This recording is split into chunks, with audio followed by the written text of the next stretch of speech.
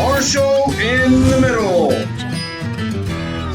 So I'm here with Reverend Glenda Davis, and it is so awesome to know you. The first time I met you was at my mom's house for some kind of a social club thing, and I was just passing through for a moment, but I got introduced to you, and I don't know, there was just something about you that's just so neat to finally get a chance to sit down with you and learn more about you. You're not from around here, are you? I'm not from around these parts. Well, the story is that my parents were from around here. My parents were from Headland, both of them. Okay. And my father was career Navy. Wow. And so when he and my mother got married, they moved all around the country. So no, I wasn't raised around here. Oh, but your parents were from here. My parents and all my relatives are from around here, both sides. Wow, okay. And so you met Marvin. How old were you when you met Marvin? I was 17. 17 years old. I was living in Jacksonville, Florida, and went to Florida State in Tallahassee and met him there. Oh, so you were a college student and ran into the love of your life right there. What was it like early on, you know, moving around to all the different places? Did you make friends easily? Were you good? I'm sure you were good in school. I know that. I did make friends easily. I was born in San Diego, and then we lived in Texas and Illinois and Pennsylvania and Panama Canal Zone. Oh, wow. And that's when I started school in Panama Canal Zone. And from there we moved to Jacksonville. There are 3 naval bases there. And so my dad was transferred between them. And I liked school. I did make a lot of friends, all the different places we lived. And yeah, so Jacksonville, Florida was really where I grew up. What kind of things did you do as a kid? Did you take different kinds of lessons, or were you in the reading club, or? Well, when I was young, I had a bone disease, and I was under treatment from the ages of about 3 till about 7. I had to wear a body cast, and then I had to wear a brace. And so I didn't get to start out in some of the activities that the other kids did because of that. I had a disease called legs perthes, and my right hip bone disintegrated. Wow. And now they probably do hip replacement surgery for, it's usually children who get this. But in those days, those olden days, they had immobilization or a body cast. And my mother knew I couldn't lay in bed for 3 years, so we opted for the body cast. And so I had a private tutor to come to my home to start my schooling. And that went on for the first 2 or 3 years. And through that process, I kind of got a little ahead in school because I was the only student. So that's why I graduated from high school a little early. I love it. And so in high school, I was in Future Teachers. I always loved teaching. And I also spent a lot of my time in Rainbow Girls. It's a Masonic organization, kin to Eastern Stars and Masons. And so I went through the chairs in Rainbow Girls and really had a lot of activities related to that organization. You know, that's got to be neat, having those kinds of teachings taught to you at an early age, because those teachings come about, talk about empowerment, right? And all the things that you can do, right? They do, actually. I've never really thought of it that way, but yes, the Masons and Eastern Stars are based on some mystical teachings, and so are Rainbow Girls and D. Malay for boys. So that's true. There were some things poured in there at an early age. Right. Well, if you believe it and you work towards it, that the universe will align itself to get some of that stuff. That's really neat. What was it at a young age that guided you spiritually? Were you part of some churches and organizations? My family was Southern Baptist, okay. And so I was raised in the Southern Baptist Church, and I was a pretty good little Southern Baptist. I enjoyed it, and I learned a lot of Bible verses through training union and all of those things. And I'm very grateful for that foundation, because I still recall Bible verses that I learned as a kid. Right. It's neat to have those things to fall back on later in life, because many times having that foundation helps us a lot. You were instrumental in the Montessori school here. You started it? I was one of the ones who started it, right. Tell me about the Montessori school here in Dothan. The first year we started was 2013. Oh, okay. So we're about 11 years old now. And I had been a Montessori teacher prior to coming to this area. Right. And so I was instrumental in helping us get that going. I had a degree in elementary education from Florida State, and I taught first grade for a few years. Right. And then for a while I taught yoga, and then I went back to school and took Montessori training, and I taught Montessori for about 10 years. And then I went to ministerial school, and that's teaching too. Right. You know, that's teaching mostly adults about spiritual principles. So teaching has always been kind of my thing in one form or another. Well, you're a natural at it. I guess. One of the things, so this is an interview that was spawned on by one of my Army buddies. His wife called me in 2016 and said, "Hey, Maggot can't remember. He's got something wrong. They think he might have a brain tumor." And so I've got good news. Maggot's actually doing well now, but it caused me to call him and try to tell all the old stories, you know, try to relive some of the moments and things, and I called it Heroes I Know. And as we get started, who were some of your heroes when you were young? Do you remember having heroes that you looked up to? I'm not really sure that I had what you would call heroes. I remember the mother advisor in Rainbow Girls was a person that I had a lot of respect for. We called her Mom Betty, and I had a lot of respect for her and her ideas and opinions. What was it like going off on your own to Florida State and you know, leaving the house and the nest and being responsible to go to class and stuff? That was really hard for me. Was it? Truthfully. My parents were very hovering. They made sure they took really close care of me. And so when I left home, I really didn't know how to do very many things. I didn't know how to iron, and I didn't really even know how to rinse out my coffee cup and put it away after I had coffee in the morning. So my roommate threatened me at one point that if I didn't start cleaning up, just something had to be done. Oh, wow. So I was not very well adept at that kind of thing in the beginning. And then it was really hard the first part of my marriage because I didn't know how to cook. My mother was very competent in every area, and it was easier for her just to do it than to teach me. Oh, wow. So Marvin taught me how to cook. Really? Yes, he really did.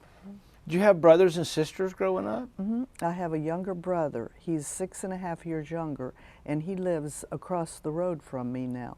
Oh, yes, yes. You've shared a couple of times that y'all had an opportunity to spend some time together recently and talk about things.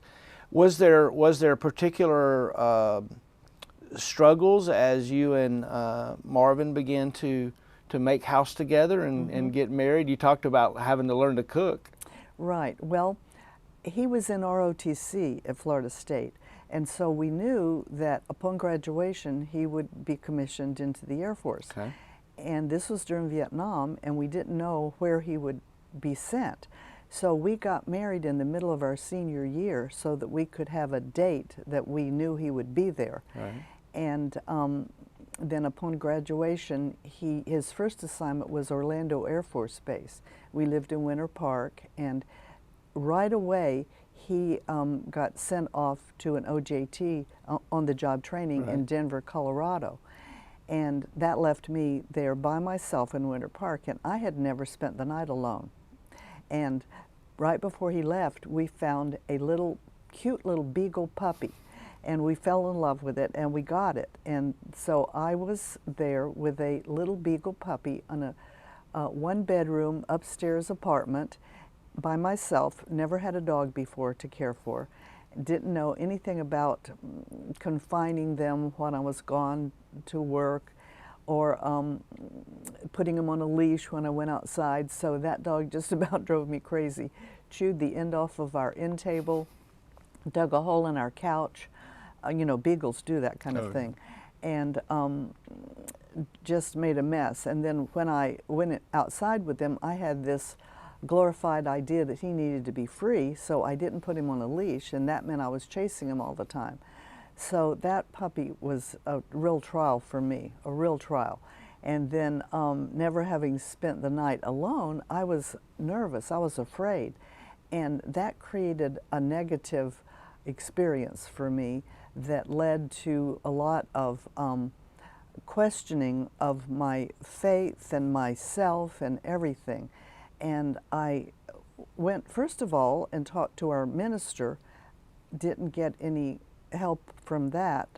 I was told that, you know, I was a believer and I'd go to heaven, and I said, but I'm in hell right now. Right. You know, what can we do now? And I wasn't getting any answers or help. So a friend's mother was a Unity student and had studied Unity for 35 years. So she started writing me letters and sending me little books and helping me to see things in a more positive spiritual light. And that was very helpful, and that led me into my quest and study of New Thought. That is awesome how she invested in you by sending you things. What was it that touched you about that? Was there a particular something, do you remember, or was it just the investment of the person over time? She wrote me these beautiful letters. She had a lovely handwriting, and she wrote me these beautiful letters 2 or 3 times a week. Wow. And just gave me hope and pointed me in positive directions. And the first book she sent me was God is the Answer by Dana Gatlin. And essentially the theme of the book was whatever the problem, God is the answer. And that really touched me. And then another one was Meet It with Faith by Martha Spock, which was just beautiful. I've still got that book, and I've still given it to people recently. And then Lessons in Truth, which is a primer in Unity. And so she was just always there. And that was in '67, I started corresponding with her, and she and I stayed in touch until she passed in '85. Wow. That is great. It's neat how people investing in you help you and change your life. Brag on your kids for a minute. Well, I have 2. Janet lives in Boulder, Colorado. She moved there about a year and a half ago. She had been in France and Japan for 30 years. So she had been an expat for 30 years. She went to Japan, first of all, to teach English. She met her husband, who was French, and they moved to Antibes, which is on the French Riviera. And she lived there for 26 years and raised her children there up through high school. And so she came back to Boulder, which was close to where she had grown up in Denver, and lives there now. She's an amazing quilter. She made this quilt on the wall back there, and just does beautiful work, just a real fabric artist with quilting. And our son is 2 years younger, and they both went to college in Colorado, so they consider Colorado home. Right. John, after school, he was a musician for 7 years and traveled up and down the West Coast, had a rock band called St. Andre, and it was free noise exploration is what he called it. Free noise exploration. Right, right. And I said, John, I don't really get your music. And he said, well, that's good, Mom. If you got it, we'd be doing it wrong. So anyway, he did that for 7 years, and in the process, he found a watchmaker in a shop that he was working as a waiter during that time, and he walked by this watchmaking shop for on his way to and from work, and he got intrigued with the watchmaker, and finally the watchmaker invited him in and taught him some things, and John started a website called Time Zone that attracted watchmakers to it, and he realized he'd gone as far as he could without training, so he went to school at in Seattle and got trained as a watchmaker. And after the training, the first job he got was with Breguet watches, and then he got hired about a year or two later by Rolex. And so he's been with Rolex for the past, I'd say 15 years. He started off as a watchmaker, just in a little booth fixing watches, but his English background made him more articulate and able to write papers and make talks and things. So within a few months, he was promoted to head of the department, and then now he's head of service and warranty for New York and Beverly Hills. So he's quite entrenched in the Rolex family. Wow. Mm-hmm. My son's a watchmaker with Rolex. That's right. pretty cool, right? That's pretty cool. It is. That is wild. That is wild. It's like Timex, no, Rolex. Oh, right, wow. Right, yeah. He's very proud of the company. They have high standards, and he appreciates that. And they're also very philanthropic, and so they do a lot of good. That's great. Mm-hmm. That is amazing. Mm-hmm. That is amazing. So what's one fact about you that many people don't know? Is there something that comes out of left field? Oh, wow. I'm pretty transparent. Oh, really? And having been in the pulpit for 15 years, I told stories on myself all the time. Yeah, right. So I don't really think I have anything that isn't already known. So do you remember the time when you were called to serve people as a pastor? I do remember that. When we moved here in '96, we went to the Unity Church. That we came in on a Saturday. The next day we went to the church because this spiritual life was so important to me that I needed to find my people. Right. And so we went to the Unity Church, and I made contact with Winnie Lee. She was sort of our matriarch for Unity. And that night she called me and put me in touch with a group that were Science of Mind oriented, because she knew I was a Science of Mind practitioner at that point. Right. And so I called the people, and they said, we're having a meeting, an organizational meeting Tuesday night. Why don't you come?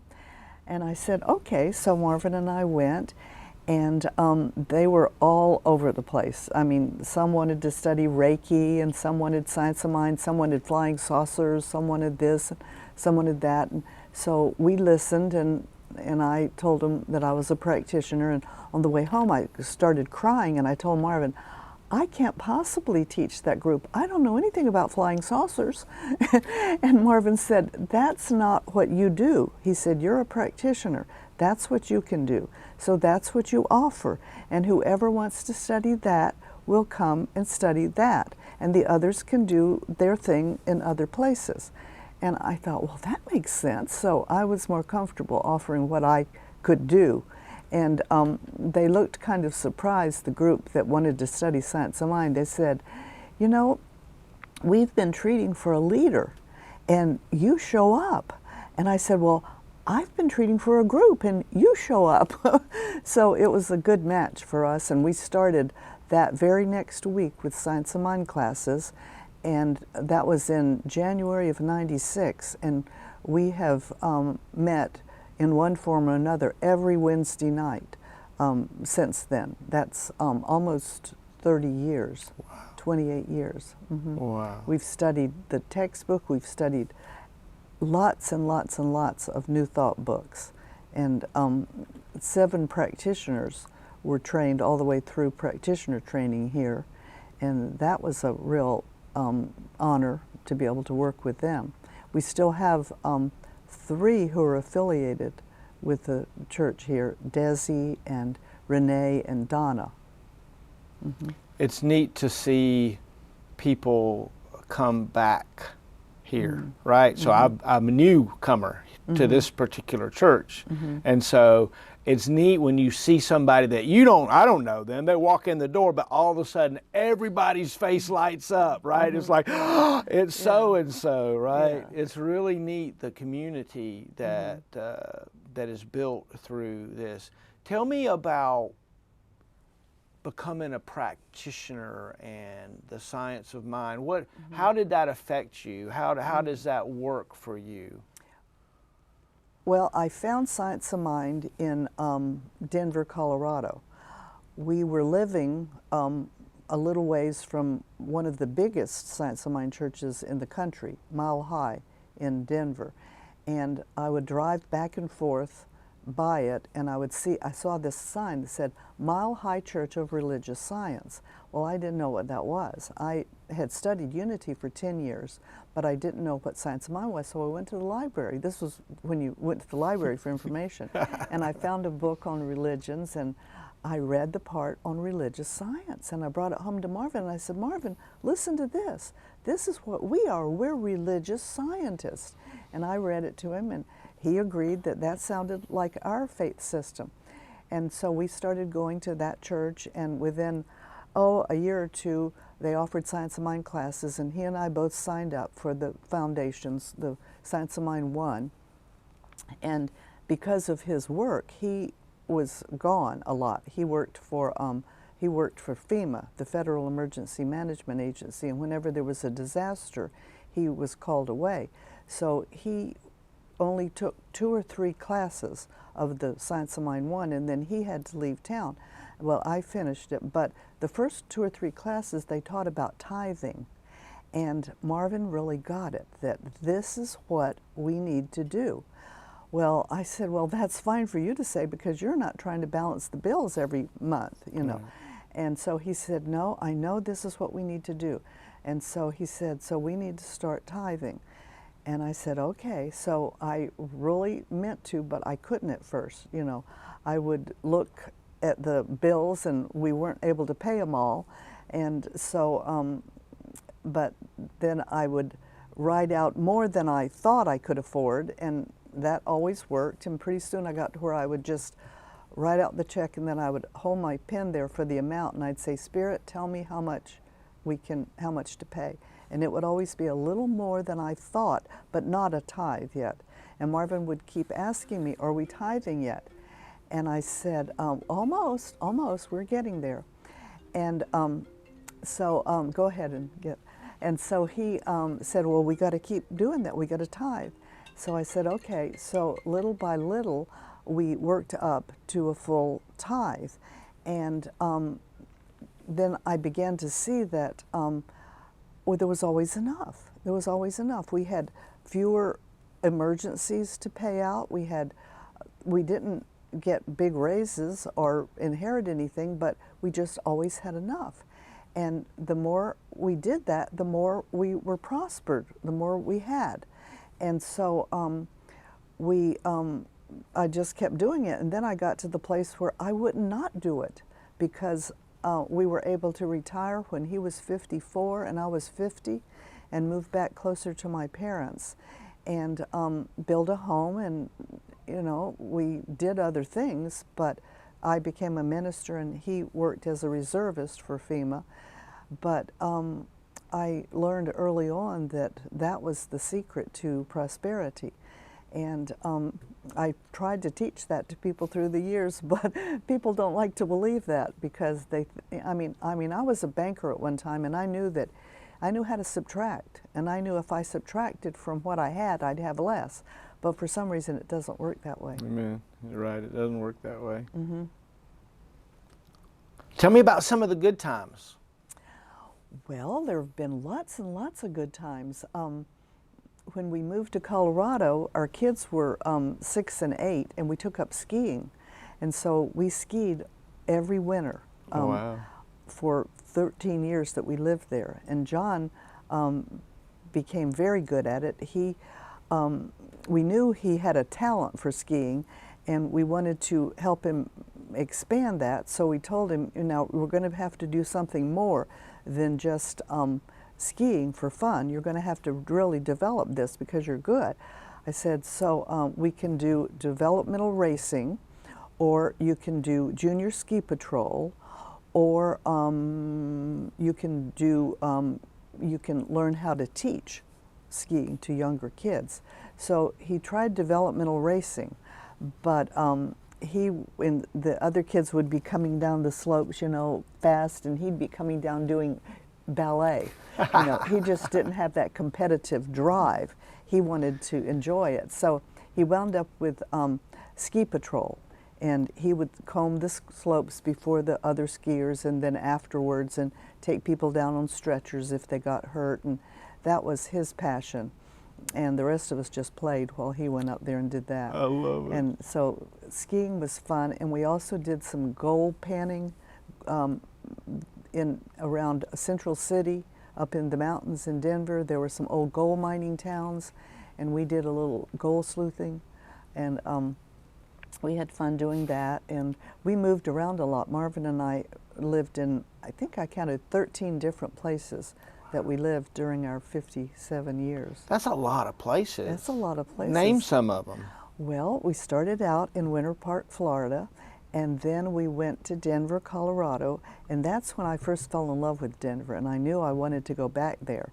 And then from Denver, we went to Ogden, Utah, and that's where Janet was born. And then we went to Macon, Georgia, Robins Air Force Base. And then we went to San Bernardino, California. And then we went to Puerto Rico. We were there for a year and a half in Aguadilla, Puerto Rico. And then we went to DC, and then Denver, Colorado for 13 years, then back to DC, and then here to Alabama. Wow. That's so cool. So Marvin was working for FEMA while you were stationed in the different places? You had moved different places, or right. part of Air Force part of that time too? Right. He was in the Air Force for a total of 14 years. Okay. And then in '75, when Vietnam was over, he got out, and he went to work for FEMA at that point, but he stayed in the reserves. Okay. So he was doing kind of both Right. services, but his main work from '75 to '96, when he retired, was with FEMA at disasters, and then he stayed on with FEMA for another 20 years as a reservist, and went from here Right. to areas that had disasters.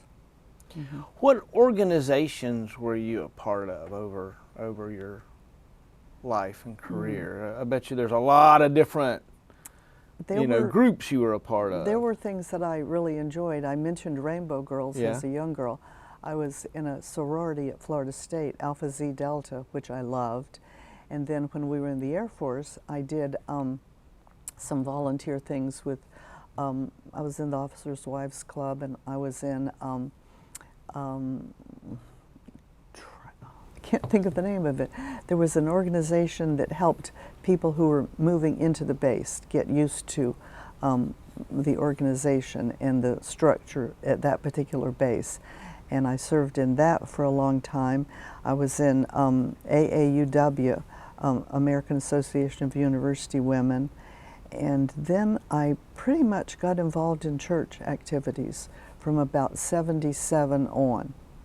And then here I was in the interfaith group, and I also was one of the ones who started the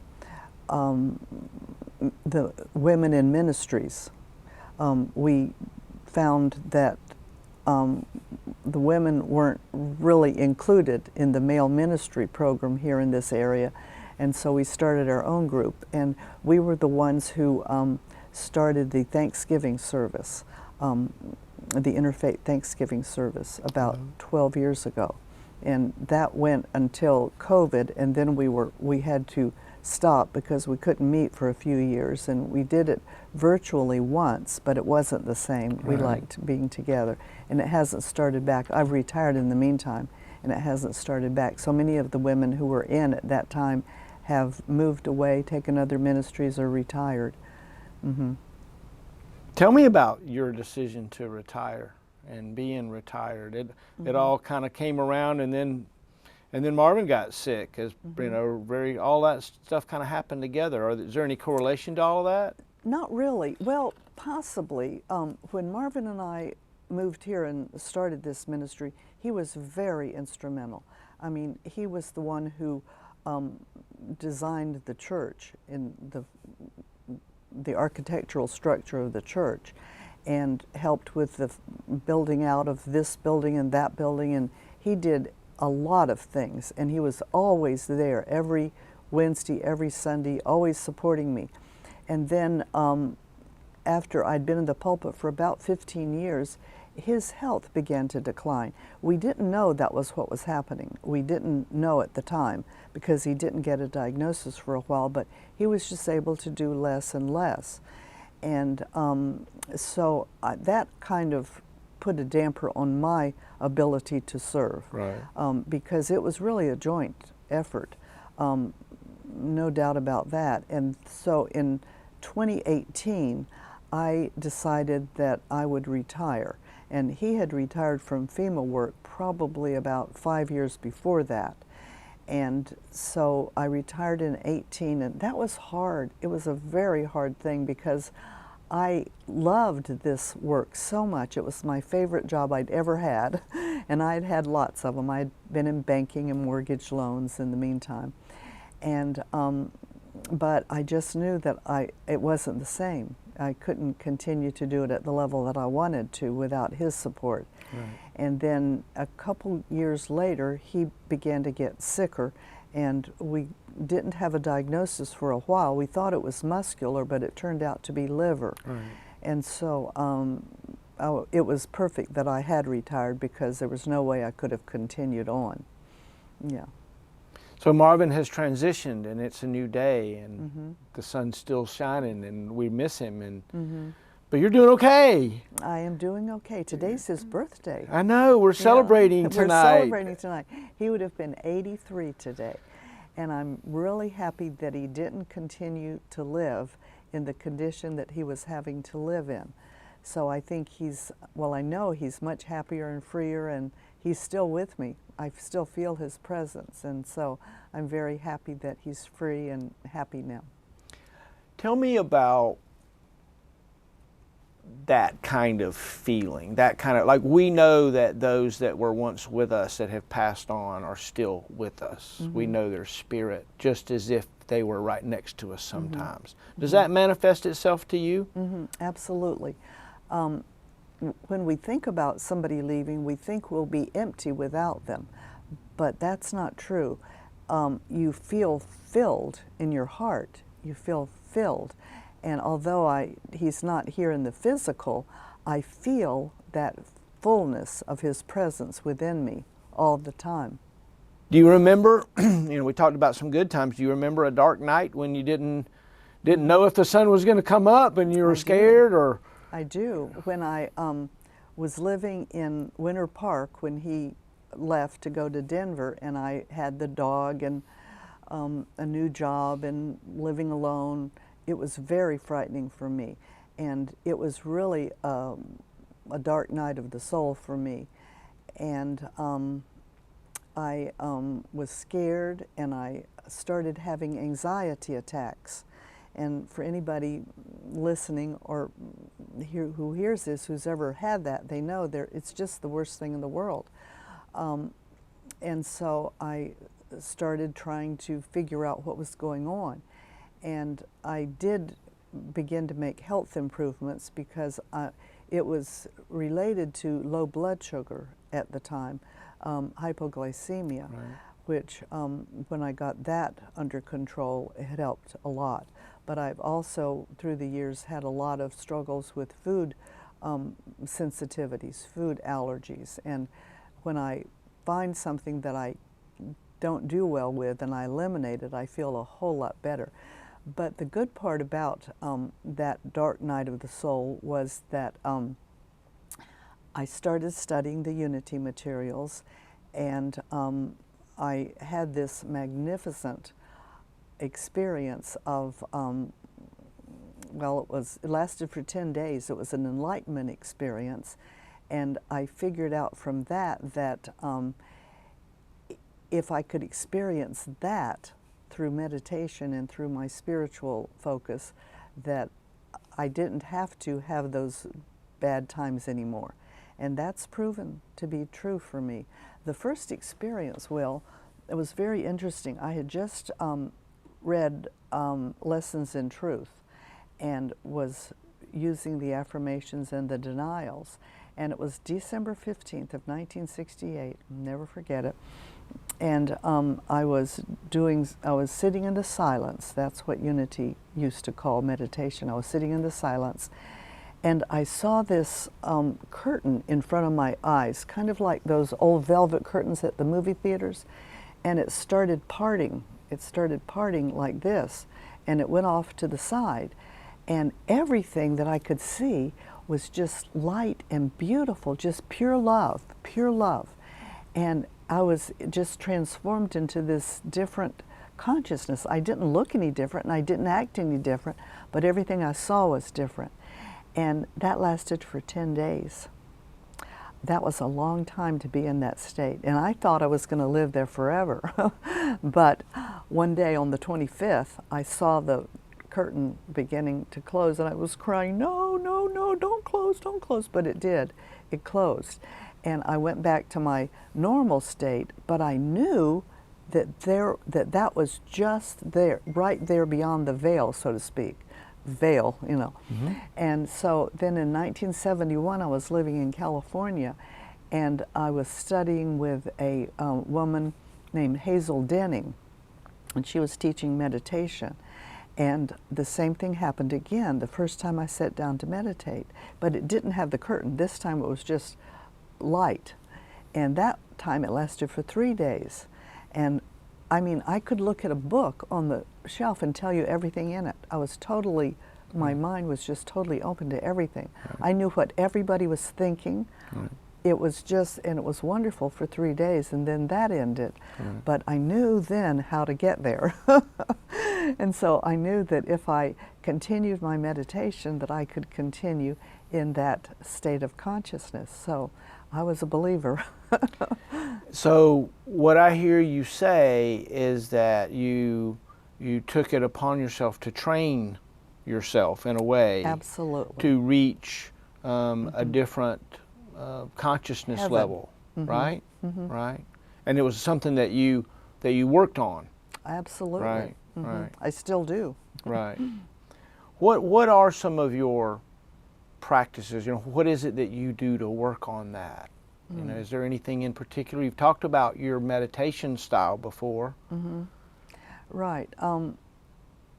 I trained in transcendental meditation about, let's see, must have been about 9 years ago now.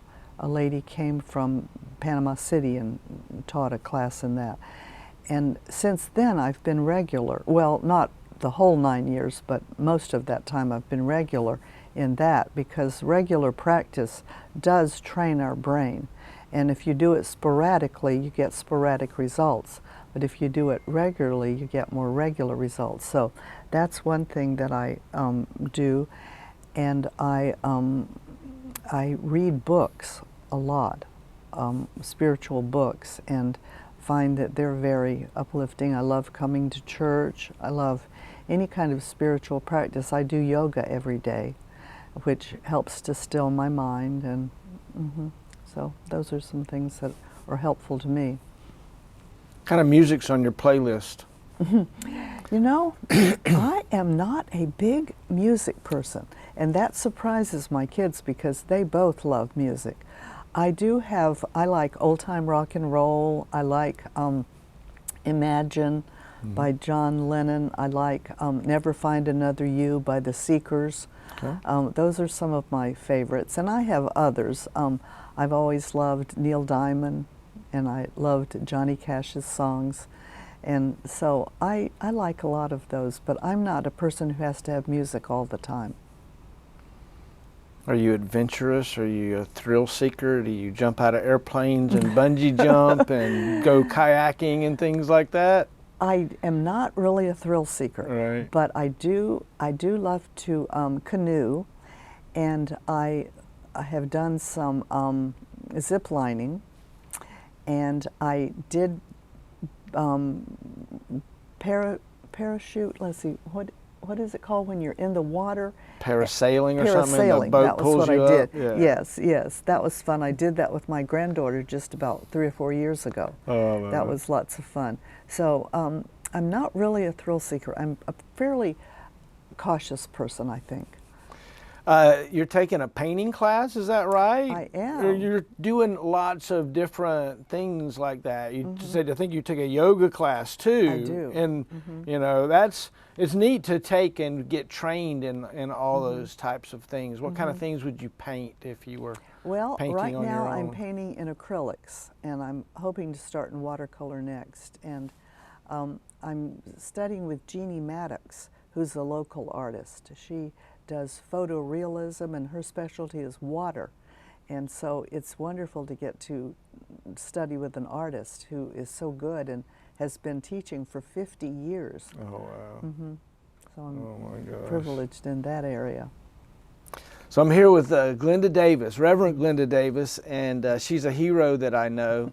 And if you're watching this right now, please like and subscribe. And we're gonna continue talking about the things. What kind of car? What was your first car? Do you remember that? I do remember that. My father told me that if I graduated from college, that he would give me a little red sports car. Oh! So when it got time to graduate from college, I was getting married, and I wanted a big wedding. So he spent that money on the wedding.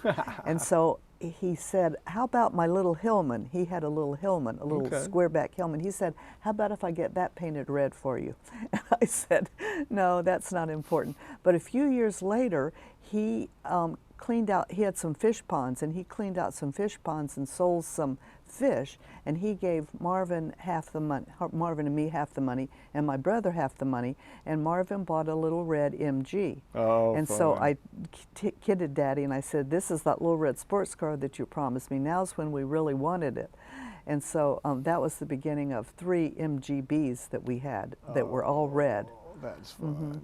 That's fun. Yeah. Do you like zipping around in it, driving it? I did. We were living in D.C. most of that time, and it was a little intimidating to be on the Beltway because I was so little. It was like being on a roller skate. I felt like I could go under the trucks.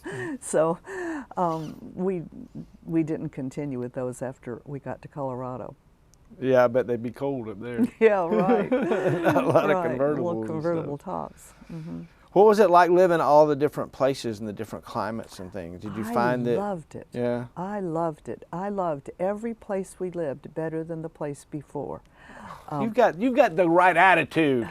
Well, every place has the next thing, you know.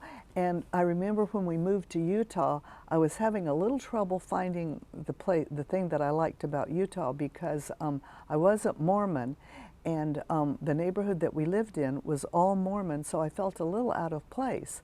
But I remembered a Bible verse that I learned in training union where Paul had said, I have learned in whatsoever state I am, therein to be content. So I thought, okay, well, I'm living in the state of Utah, so here I'll be content. And so I was after that. You take these things and like apply them. You're not supposed to do that. That's not the way it works. It's the way I survived. All right, so give me some advice. I'm watching and listening to Reverend Glenda Davis, who has all of this sage advice and things. What is it? What you would tell someone that is the key to being peaceful? You know, you've laid some of it out. You know, is there some advice that you might tell somebody? about how you're able to figure it out or do it? Well, it never ends. We just keep learning it, Right. because every day is different, every situation, every cycle and stage of your life is different, but it's all good. Right. And I think what I've learned in our New Thought teaching has been the most help to me, and that is that we have the essence of God within us, that God lives within us as well as outside of us, and that we're always able to tune into that and listen to that. And if we listen to that authentically and trust that and know that it is leading and guiding us and directing us, and not try to be who we're not, just try to listen to that guidance and be who we are, that's how we'll find our greatest peace. Amen. Amen. Is there anything we haven't talked about that just jumps to your mind as we think about closing this out? No, I think we've pretty much covered the gamut. I love it. You've done a good job. Well, it's so honoring to be able to interview you and to be around you and to have you spend just a few minutes with me. I really appreciate Thank you, it. Will. Thank you, I thank you, appreciate thank you. the time and what you're doing to help people to remember and appreciate their lives. This is what it helps us to do. Thank you. Yeah, I really, really appreciate it. Can I have a hug? Of course. Ah, I love it. I love it. Thank you, thank you, thank you. Thank you. What wonderful times. Yes. Yeah, let's close it out. I think that was awesome. That was really fun. Marshall in the middle.